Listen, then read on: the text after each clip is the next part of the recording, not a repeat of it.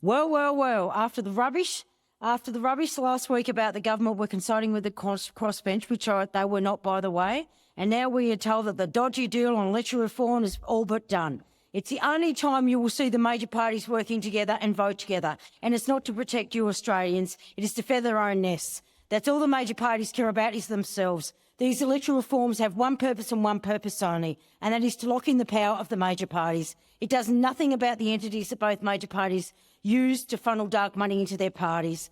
They like the traditional two-party system and they like majorities. Then they can do whatever they want when they want without scrutiny, debate or transparency.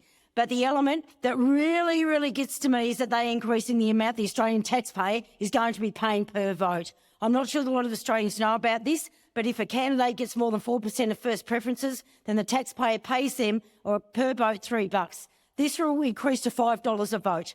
This public funding is supposed to reduce reliance on donors. But if these reforms go through, this amounts to nearly $250,000 in public funding to the major parties each cycle. As Four Corners revealed last week, 82% of Australians are suffering from financial stress. Families are struggling to put food on the table, struggling to keep a roof over their heads. But all the major parties care about is putting more cash into their own electoral coffers. This government and Senator Farrell say they want to build a better democracy, but what they're really doing is reacting to a decline in their primary vote. They don't care about a better democracy. All they care about is maintaining the power of the two-party system. The last election saw the lowest vote for the two parties since World War II. That's why they're desperate to get this electoral reform through, because with more Australians voting for independents and micro-party candidates, like our own network, we need more transparency in donations, but this isn't about transparency. It's about the major parties locking in their advantage so they can dominate this place for as long as possible. And the Liberals, you are voting for this too, and you should be absolutely ashamed of yourselves today.